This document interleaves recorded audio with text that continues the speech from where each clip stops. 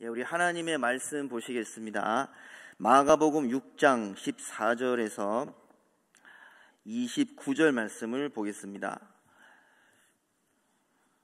마가복음 6장 14절에서 29절 말씀, 신약성경 62쪽에 있습니다.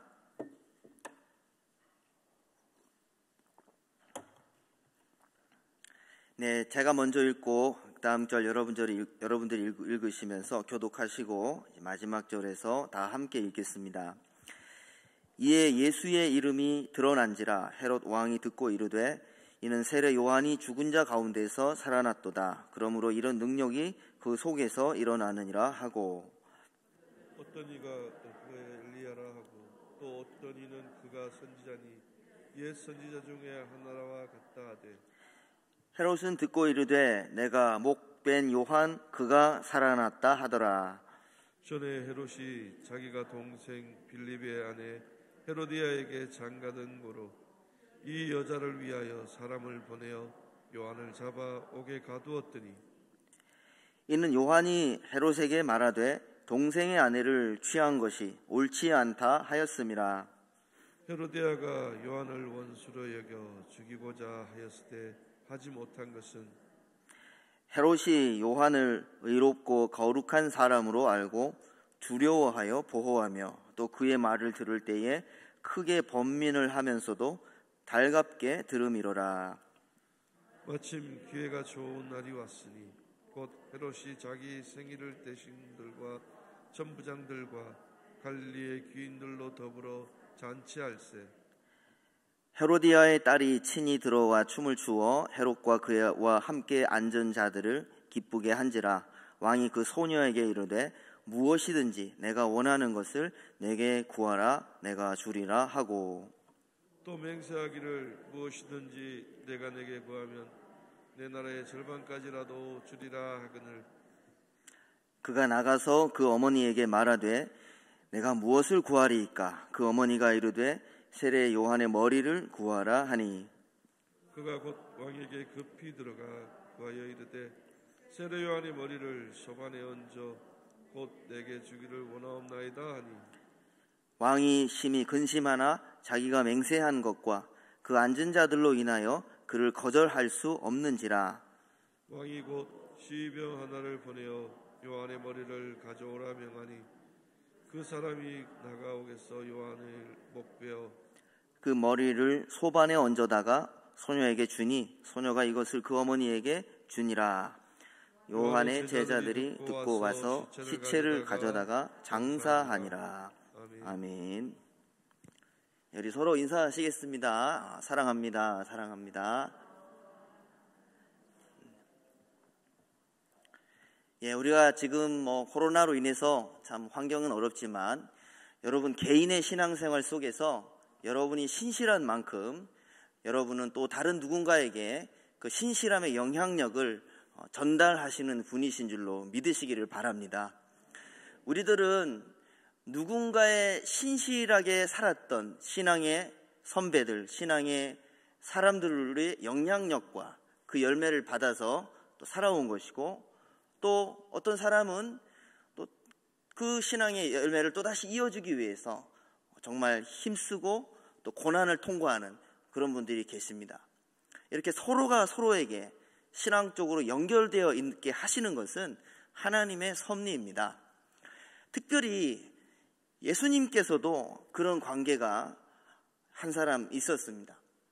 복음서에서는 예수님의 사역을 처음 갈고 닦아주었던 사람을 세례 요한으로 소개를 합니다. 그래서 광야에서 주의 길을 예비하는 자라고 이사야서 40장 3절의 말씀대로 세례 요한이 예수님의 사역의 길을 준비하고 마련하는 자로서 사역을 했던 것입니다.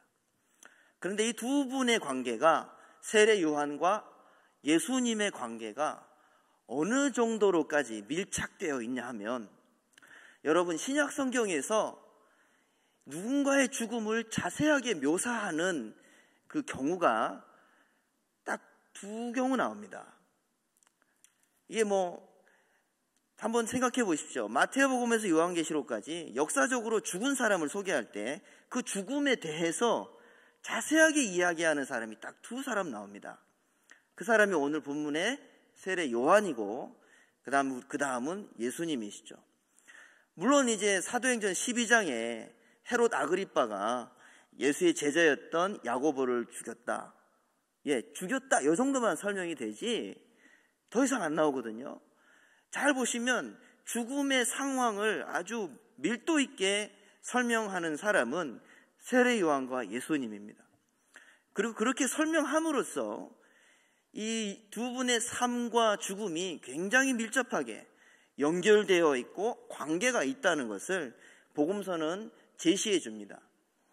그리고 그 중에서 마태복음에서도 이 세례 요한의 죽음을 설명하지만 그나마 다른 복음서보다 마태복음이 좀 자세히 설명하지요. 하는데 마가복음을 따라가지는 못합니다. 오늘 우리가 읽으셨듯이 약 16절 정도를 할애해서 이 세례 요한의 죽음을 설명하거든요.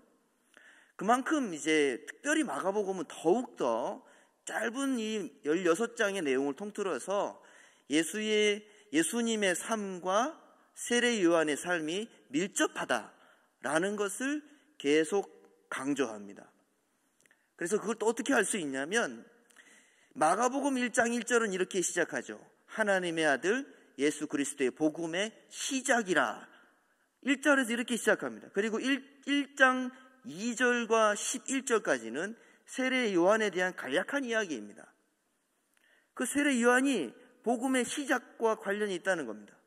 예수 그리스도의 복음의 시작에 세례 요한이 출발점에 서 있다라고 마가는 소개를 합니다. 그리고 어떻게 되냐면 1장 14절에서 요한이 잡히니까 예수께서 드디어 갈릴리에 등장하시더라 이렇게 딱 시작합니다. 마가는 처음부터 세례 요한이 잡혔다고 얘기하고 세례 요한이 잡히니까 예수님께서 갈릴리에 등장하셔서 하나님의 나라를 전파하시더라. 본격적인 사역을 시작하시더라 라고 말해줍니다. 그리고 잡힌 요한이 6장에 와서 어떻게 죽었는지 말해주는데 이게 왜 또 중요하냐면 요한복음 같은 경우는 예수님이 주로 예루살렘에서 사역하신 것을 기록을 했습니다. 그 많은 내용을 대부분이 예루살렘에서 사역한 것을 기록했어요. 그런데 마가는 예수님의 사역의 대부분이 어디에서 이루어졌다라고 말하냐면 갈릴리에서 이루어졌다라고 설명을 많이 해놓습니다. 처음부터. 물론 예수님이 돌아가실 때는 예루살렘에서 돌아가셨지만은 대부분의 내용을 예수님이 갈릴리에서 하신 사역들을 소개하는 데에 비중을 두었던 것입니다. 그런데 이 갈릴리가 또 어떤 지역이냐면 갈릴리하고 그 다음에 이 요단강을 놓고 봤을 때에 북쪽 지역이 갈릴리 지역이죠. 그리고 요단강을 놓고 또 봤을 때에 이 동쪽 지역, 요단강 동편을 그 당시에는 베레아라고 해서 이 베레아에서도 사역을 하셨습니다. 근데 이 지역이 왜 중요하냐면 세례 요한이 죽기 전까지 사역을 했던 장소가 바로 이 갈릴리와 베레아 사역이었습니다. 주요 사역의 무대가 거기였습니다. 그 마가는 이것을 예수님의 사역과 중첩을 시켜서 연결을 시킨 것이죠. 세례 요한이 잡히니까 이제 그 사역의 바톤을 예수께서 이어받으시고 사역을 하시는구나. 그러면서 사역도 연결이 된다는 것을 이야기하고 이제는 세례 요한의 죽음까지도 이렇게 예수님과 연결되어 있다는 것을 말해주고 싶어 합니다. 그런데 여러분, 어떻게 연결되었는지를 좀 알고 싶다면 그 당시에 예수님이 사역에 나서시고 30살이 되셔서 사역에 나서시고 그리고 세례 요한이 얼마 지나서 죽죠. 그 당시에 그 지역의 통치자가 있습니다. 그 지역의 통치자가 헤롯 안디바라고 합니다. 헤롯도 여러 명이 있어요. 헤롯 아그리빠가 있고 헤롯 빌립이 있고 있는데 이 사람은 헤롯 안디바입니다. 예수님 시대에는 그 이스라엘 지역을 통치하는 통치자가 약 한 4명 정도 있었습니다. 예루살렘은 빌라도 총독이 다스렸습니다. 그 다음에 갈릴리와 제가 말씀드렸던 갈릴리와 베레아 같은 곳은 헤롯 안디바가 다스렸습니다. 그리고 그 외곽 지역에서는 헤롯 빌립이라는 사람이 다스렸고, 그 다음에 유대나 사마리아나 이런 지역은 아켈라오라는 사람이 다스렸습니다. 이 전부 다 아버지 헤롯 대왕의 자식들입니다. 아버지 헤롯 대왕, 예수님이 태어날 때 수많은 아기들을 죽인 대왕을 헤롯 대왕이라고 하는데, 이 헤롯 대왕은 부인이 10명이었고 배다른 자식이 엄청 많았습니다. 그래서 한 20명 넘은 자식들이 나중에 어떻게 정치적인 역사 속에서 복잡하게 흘러가다가 아버지 헤롯이 죽고 자식들 3명이 땅을 나눠 가진 것이죠. 자, 그런데 헤롯 안디바라는 인물은 정치를 잘했습니다. 반면에 이 배다른 형이었던 아켈라오라는 사람은 유대나 예루살렘 주변 지역 사마리아를 다스렸는데 좀 정치를 폭력적으로 정치를 했어요. 그러다 보니까 민원이 들어가고 로마 황제에게 찾아가서 막 상소하고 이런 일이 많아지다 보니까 나중에 얼마 지나지 않아서 아켈라오라는 사람은 물러나게 됩니다. 그에 비해서 헤롯 안디바는 정치적인 술수를 아버지를 닮아서 정말 잘했습니다. 안정적으로 잘했고, 또 아버지가 뭘 잘했냐면 건축을 너무 잘했죠. 이 건축을 굉장히 잘했습니다. 그래서 아버지를 닮아서 이 헤롯 안디바도 곳곳에 건축을 정말 잘했어요. 그래서 예수님의 고향 나사렛에서 약 6km 떨어진 곳에 세포리스라는 그 곳이 있었는데, 헤롯 안디바가 왕이 될 때 이곳을 수도로 세워서 거기를 위대한 또 수도로 건축을 해서 세워놓습니다. 학자들은 그렇게 얘기해요. 이 사람이 건축을 할 때 예수님이나 예수님의 아버지 요셉이 이게 목수로서 그 세포리스에서 일에 종사했을 것이다, 그렇게도 축축을 하는데, 그만큼 이 헤롯 안디바는 정치를 정말 잘하는, 평가가 좋은 그런 왕이었습니다. 근데 이 헤롯 왕이 어떻게 해서 세례 요한을 죽이게 됩니까? 조건이 없는 이유로 이 의롭고 거룩한, 그 당시 수많은 이스라엘 사람들이 선망하는 선지자와 같은 세례 요한을 허망하게 죽이게 만든 장본인이 헤롯 안디바가 됩니다. 어떻게 해서 그렇게 일어나냐면, 말씀드린 대로 아버지 헤롯 대왕은 부인이 10명입니다. 10명이다 보니까 이 분봉왕 빌립이 있고, 그 다음에 헤롯 빌립이 있습니다. 그 중에. 근데 헤롯 빌립이라는 사람은 왕이 아니에요. 왕이 아닌데 왕은 못했지만 어디 한적한 곳에 가서 나름대로 인생을 잘 살고 있었습니다. 근데 어느 날 헤롯 안디바가 여행을 하다가 그래도 배다른 형제니까 한번 찾아가 봤던 것이죠. 헤롯 빌립이 있던 곳에 찾아가 보니까 헤롯 빌립의 아내가 헤로디아라는 아내가 있었습니다. 첫눈에 반했습니다. 그걸 보는 순간.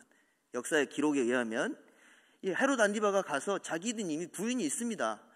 이미 부인이 있어요. 어떤 유명한 큰 왕국의 딸과 결혼해서 부인이 있는데, 이 헤롯 안디바가 여행을 하다 보니까 배다른 동생의 아내가 너무 마음에 들었던 것이죠. 그리고 그 여자도 야망이 있었고 욕정이 있었다 보니까 자기 남편을 버리고, 살아있는데 버리고 헤롯 안디바를 따라갑니다. 이 사건이 헤롯 안디바가 다스리는 갈릴리나 베레아 지역에서 백성들의 마음을 상하게 했죠.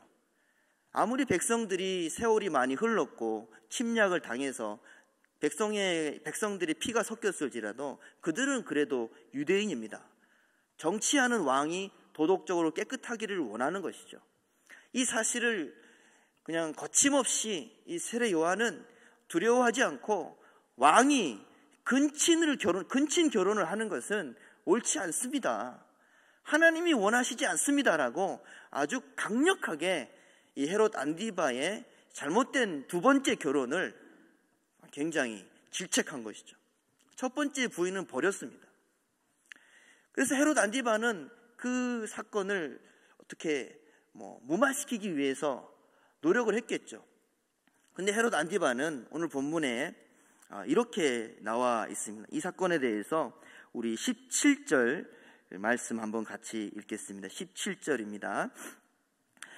전에 헤롯이 자기가 동생 빌립의 아내 헤로디아에게 장가든 고로 이 여자를 위하여 사람을 보내어 요한을 잡아 옥에 가두었으니.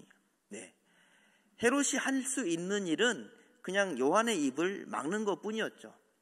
요한이 하는 말이 틀린 말은 아니지만 그러나 자신의 왕권에 도전하는 것이고 또 그리고 자신의 아내도 부추겼을 것입니다. 그래서 이 베레아 지역의 어느 음침한 감옥에 세례 요한을 가둬버립니다. 그때부터 세례 요한의 사역이 멈춘 것 같았는데 하나님께서는 그래도 세례 요한을 통해 계속 일하고 계셨습니다. 그래서 이 헤롯 안디바는 정말로 이 상황에 대해서 회개하지 않았던 것 같아요. 전혀 회개하지 않았고 그 다음에 이렇게 말씀을 전해주고 있습니다. 우리 19절에서 20절 말씀 같이 한번 읽겠습니다. 19절에서 20절입니다. 헤로디아가 요한을 원수로 여겨 죽이고자 하였으되 하지 못한 것은 헤롯이 요한을 의롭고 거룩한 사람으로 알고 두려워하여 보호하며 또 그의 말을 들을 때에 크게 번민을 하면서도 달갑게 들음이러라. 여러분, 헤롯 안디바의 이 심정에 대해서 이렇게 자세하게 묘사한 부분은 여기밖에 없습니다. 다른 마태복음에서는 예수님의 헤롯을 여우라고 불렀거든요. 정치적으로 너무 간교하니까, 정치적 생명이 굉장히 좋으니까 여우라고 불렀습니다. 근데 마가는 헤롯의 영적인 갈등을 묘사해 줍니다. 이 사람이 속이 이런 사람이다. 세례 요한이 하는 말을 들을 때 이 사람을 인정을 했다는 것이죠. 이 사람은 거룩한 사람이 맞는 것 같아. 이 사람이 내 지역에서 문제를 일삼지만 얘는 의로운 사람이 맞는 것 같아. 그러다 보니까 세례 요한이 하는 말조차도 그렇죠. 번민을 하지만 괴롭지만 아주 기쁘게 달콤하게 들었다고 말합니다. 그러니까 헤롯도 듣는 귀가 있었던 것이죠. 저는 이 점에 조금 더 강조를 두고 싶습니다. 비운의 정치가로 끝나거든요. 이 헤롯 안디바가. 그런데 이 사람에게도 회개의 메시지를 듣는 귀와 마음은 어느 정도 열려 있었다고 성경에서 말해줍니다. 그리고 그것에 대해서 괴로워하는 모습도 있었다고 말해줍니다. 그런데 그런 면에서 그런 약점을 가장 옆에서 잘 알고 있었던 사람은 바로 헤로디아였던 것이죠. 말씀드린 대로 이 헤로디아라는 여인은 야망이 있는 여자입니다. 자기가 처음 만난 남편은 왕의 후손이지만 왕이 못 됐잖아요. 그래서 어느 날 다른 왕이 찾아와서 자기가 마음에 든다고 하니까 덥석 그 관계를 손을 잡았을 때 헤로디아는 야망을 드러낸 것이죠. 왕비가 되고 싶었다. 그 야망이 있는 여인으로서 자신의 이 두 번째 남편 왕에게 도전하는 세례 요한을 죽이고 싶었다고 말할 만큼 헤로디아는 이제 강한 사리를 가진 사람이었습니다. 그래서 이제 20절, 21절부터는 이제 29절까지 어떻게 죽였는지에 대해서 자세히 말해줍니다. 굉장히 섬뜩합니다. 다른 마태복음에서는 간단하게 기록하는데 아주 자세히 기록합니다. 21절에 이렇게 말하죠. 마침 기회가 좋은 날이 왔으니. 이 잔치를 그 당시 이제 헤롯 안디바의 생일이 왔는데 다른 문헌에 보면 헤로디아가 생일 잔치를 처음부터 끝까지 다 준비했다고 나옵니다. 헤롯이 자기 생일이니까 우리 생일 잔치 해봅시다 이렇게 한 것이 아니고 헤로디아가 장소와 상황과 모든 것을 준비했다고 나옵니다. 자신의 목적이 있지 않습니까? 세례 요한을 죽일 수 있는 기회를 찾으려니까 헤로디아가 생각한 것은 생일 잔치가 가장 적합했습니다. 그 잔치에는 본문에 나와 있듯이 그 생일에 그 당시에 가장 유명한 사람들, 그리고 군대를 이끄는 천부장들, 오늘날로 치면 대대장, 사단장 이런 사람들이겠죠. 그 다음에 그 지역에서 가장 존귀하다고 인정받는 사람들, 귀인들, 이런 사람들을 다 불러 모은 자리에서 생일 잔치를 한 것이죠.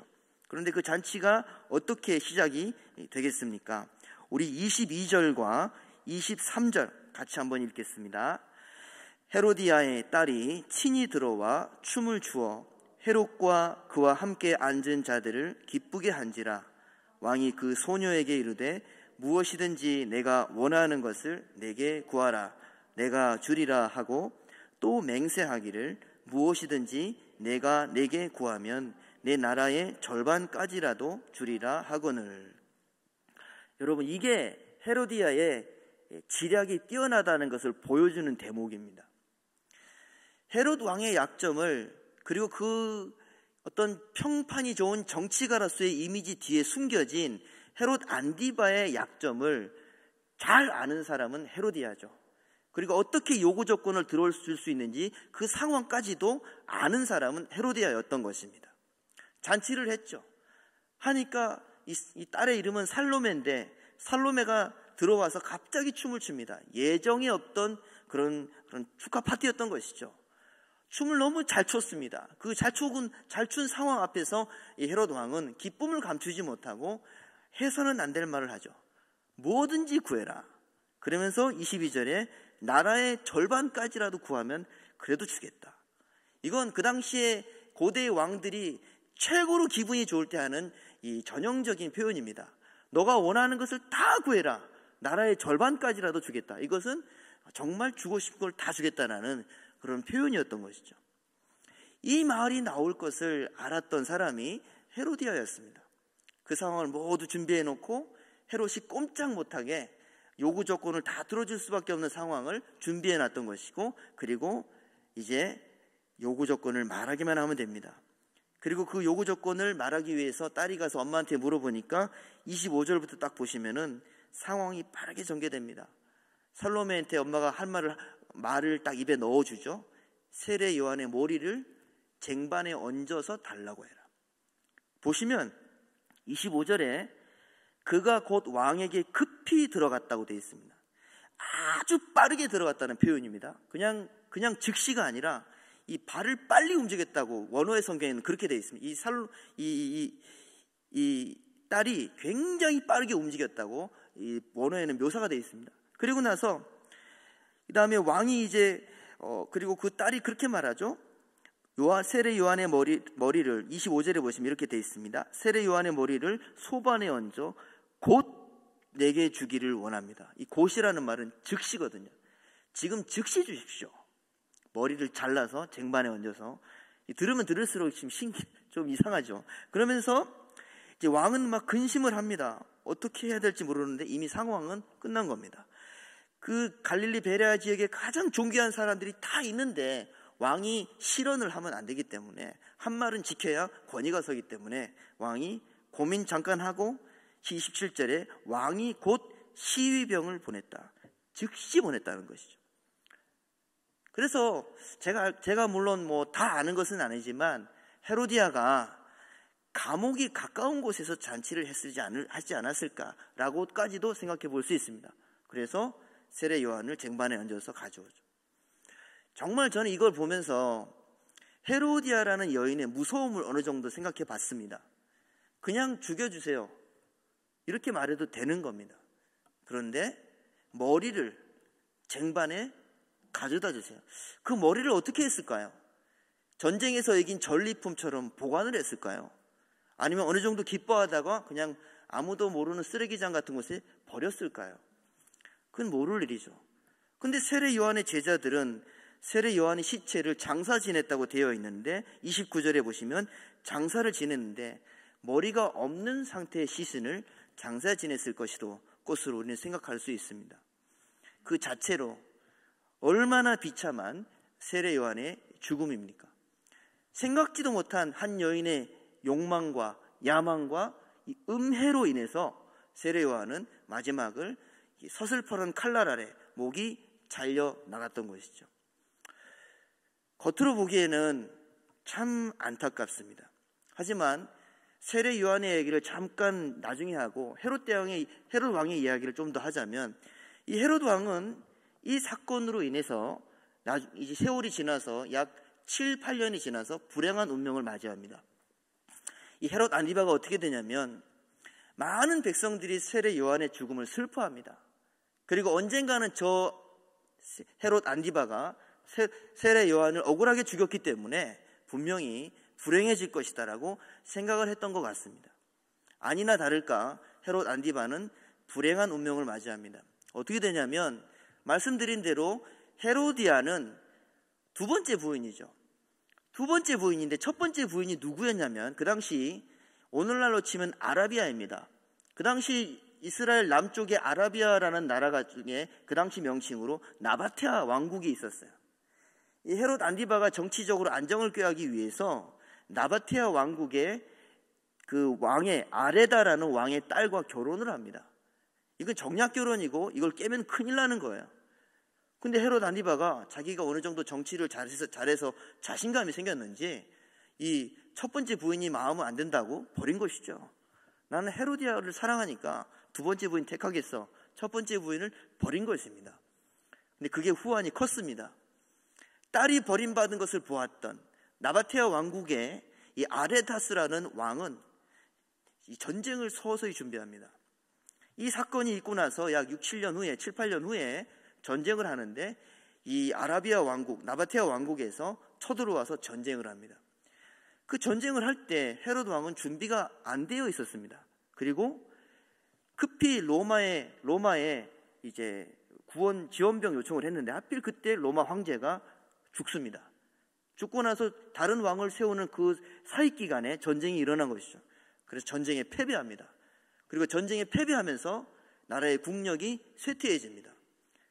그리고 새로 생긴 이 로마의 황제가 이제 이 헤롯 안디바를 별로 대우를 잘 안 해줘요. 그래서 헤로디아가 자기 남편이 왕으로서 인정을 못 받으니까 또 막 정치적으로 책량을 쓰고 하다가 나중에는 더 크게 미움을 받습니다.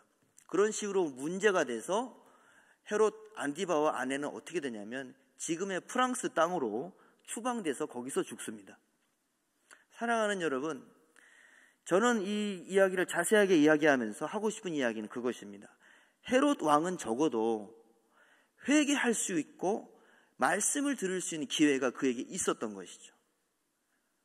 오늘날에도 교회에서 또는 주변에 믿는 사람들을 통해서 하나님의 이야기를 들으면서 성경의 말씀을 들으면서 또 전도의 권유를 받으면서 마음이 떨리시는 분들이 있을 것입니다.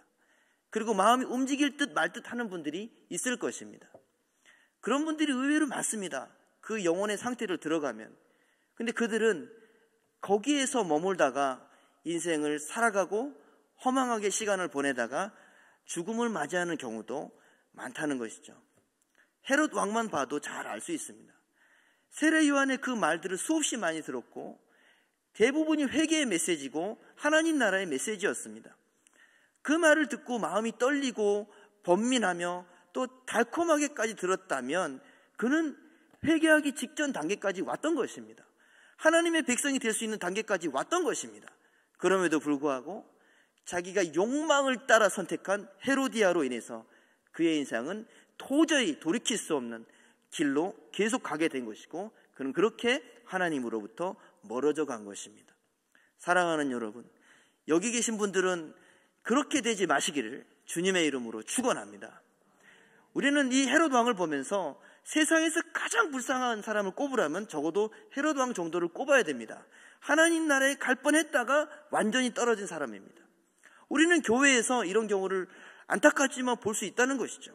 그래서 우리는 스스로에 대해서 두렵고 떨림으로 정말 간절한 마음으로 하나님의 은혜를 사모하는 마음으로 하루도 매일같이 신앙생활을 해야 될 줄로 믿습니다.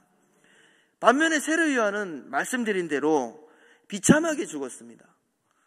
누가 봐도 정말 도로에서 짐승들이 로드킬 당하듯이 너무나도 허망한 죽음을 맞이하였습니다. 그런데 이 복음서를 기록했던 마가의 입장에서는 이토록 세밀하게 세례 요한의 죽음을 말하는 이유가 있었습니다. 이 세례 요한의 비참한 죽음은 정치적인 음해에 의해서 죽은 것이죠. 그런데 그렇게 죽으신 분이 또 있습니다. 바로 예수님이십니다.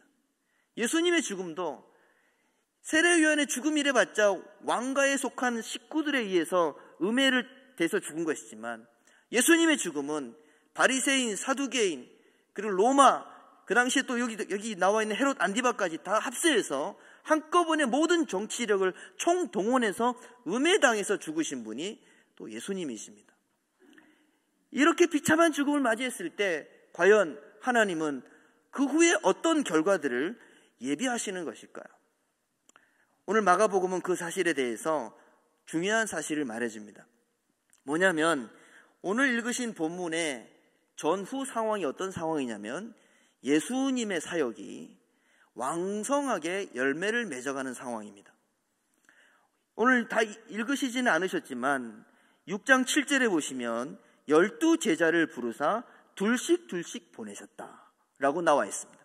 이거는 예수님께서 그동안 갈릴리에서 사역을 이것저것 해오시다가 이제 어느 정도 무르익으니까 이제는 제자들을 둘씩 짝을 지어서 포괄적으로 사역을 하도록 보내신 겁니다. 상당히 나름대로 조직을 갖춰서 보내신 겁니다.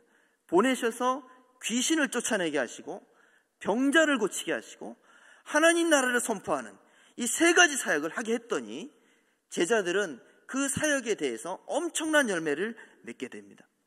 그 열매를 어떻게 맺었는지에 대해서는 이제 본문은 아니지만은 6장 30절에 이렇게 나와 있습니다. 사도들이 예수께 모여 자기들이 행한 것과 가르친 것을 낱낱이 고하니. 네, 세례 요한의 죽음을 전후로 해서 어떤 일이 이미 벌어지고 있었냐면 예수님은 그 사이에 헤롯 대왕은 이 헤롯 안디바는 세례 요한의 죽음과 관련해서 거기에 몰두하고 있을 때 예수님은 그 사이를 틈타서 갈릴리에서 사역이 꾸준히 성장하고 계셨던 것이죠. 사랑하는 여러분, 사단이 역사할 때 하나님은 여러분의 삶의 자리에서 복음의 역사와 은혜의 기적을 만드시는 분인 줄 믿으시기를 바랍니다. 예수님이 그 일을 하고 계셨어요. 처음에는 알게 모르게 아주 작은 촌이나 마을을 두루두루 다니셨습니다. 갈릴리 지역은 그야말로 가난한 지역 중에서도 최빈 가난한 지역이었습니다. 그런 지역들 만날 사람들 다 뻔하지 않겠습니까? 베레아 지역도 마찬가지입니다. 전혀 혜택이 없던 그런 지역입니다. 근데 어느 날 시간이 무르익으니까 예수님께서 결정을 내리십니다. 제자들을 짝을 둘씩 지어서 보내십니다. 내가 했던 것처럼 나의 이름을 가지고 귀신을 쫓아내고 병자를 고치며 가장 중요하게는 하나님 나라를 선포해라. 제자들은 깜짝 놀랍니다. 근데 이 기록에 대해서 마태복음 14장에서는 이렇게 말합니다. 세례 요한이 죽었다는 소식을 예수님이 들으시고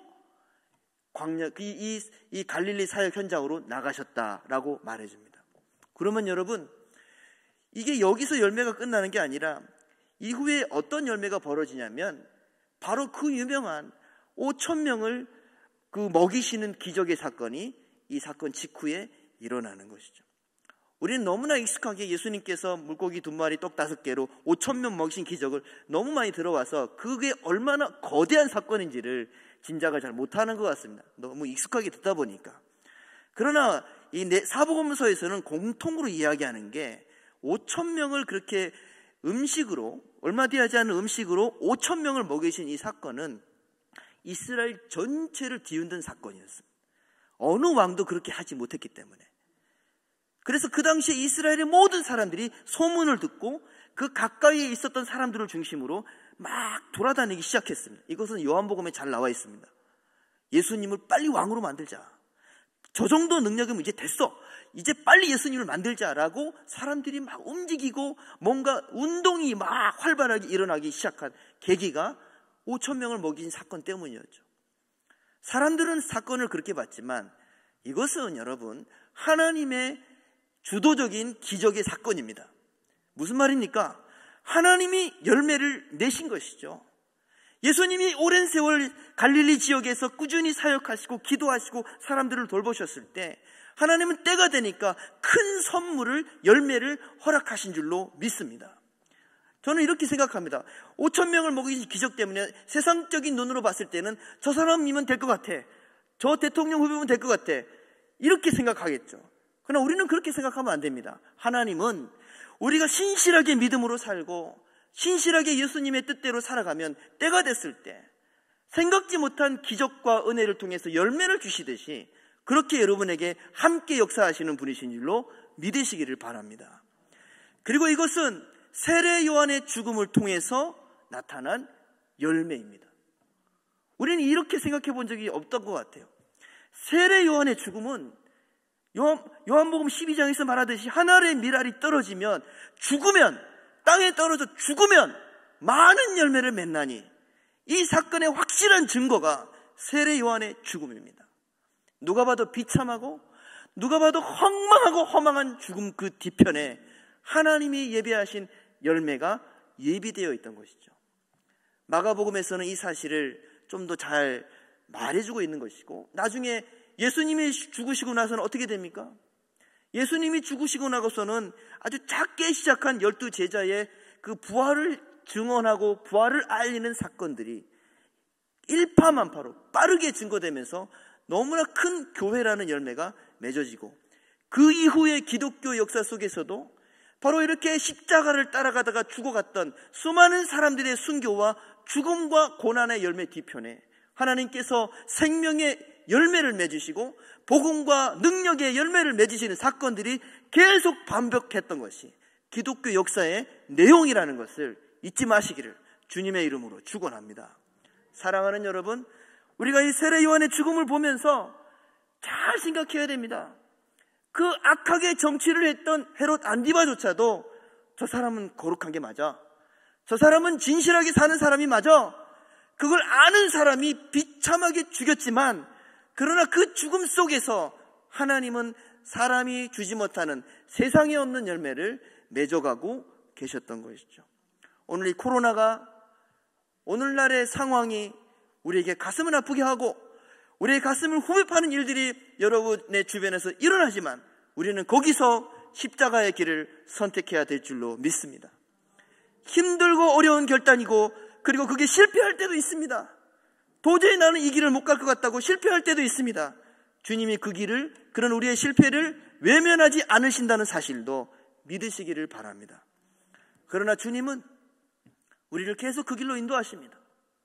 세례 요한처럼 억울한 죽음으로 보이지만 그 죽음 이편에 열매를 맺어가시는 하나님의 역사, 그 죽음 뒤편에서 생명을 새롭게 탄생하게 하시는 하나님의 재창조의 역사가 그렇게 계속되고 있다는 것을 우리가 믿는다면 다시 한번 믿음으로 결단할 수 있고, 다시 한번 믿음으로 예배 자리도 또 가정에서 있는 현장에서 예배 공예배 자리에서 지킬 수가 있는 것이고, 그러면서 하나님께 영광이 될 수 있는 것이죠. 기독교는 그렇게 지금도 전진하고 있는 줄 믿습니다. 우리는 그렇기 때문에 하루하루가 고달프고 하루하루가 우울하고 하루하루가 너무 늦게 가는 것처럼 보일지라도 우리의 방향만큼은 십자가를 향해 있기 때문에 하나님의 때에 하나님의 역사를, 열매를 기대하시기를 주님의 이름으로 축원합니다. 기도하겠습니다. 하나님 아버지, 오늘 참 안타까운 이 세례 요한의 죽음을 보면서 하나님, 우리의 삶이 어느 정도 이와 비슷한 면도 있다고 생각이 됩니다. 주변의 상황이, 나의 개인의 삶도 그렇게 맞물려 가면서 우울하고 어둡고 참으로 아무것도 보이지 않은 막막함이 나의 모든 삶을 지배하는 것 같습니다. 하나님, 이럴 때 우리는 어떻게 또 길을 찾아야 하겠으며, 어떻게 하나님 앞에 우리의 생명을 주신 은혜를 회복할 수가 있겠습니까? 하나님, 세례 요한이 그 칠흑 같은 감옥에서 낭망하고 있을 때, 그리고 결국에는 자신의 기대보다 더 비참하게 죽음에 이르렀을 때, 하나님, 그러나 그 이후에는 말로 표현할 수 없는 큰 열매가 맺어졌다는 사실을 우리가 다시 묵상해 봤을 때, 하나님, 오늘 이 자리에서 다시 믿음으로 결단할 수 있도록 여기 있는 성도들에게 새 힘을 불어넣어 주시옵소서. 하나님 앞에 믿음으로 설 수 있도록, 더 큰 열매가 준비되어 있다는 것을 소망을 가질 수 있도록 말씀을 통해서 십자가의 길을 가르쳐 주시고 성령을 통해서 감동하여 주시옵소서. 감사드리며 예수님의 이름으로 기도합니다. 아멘.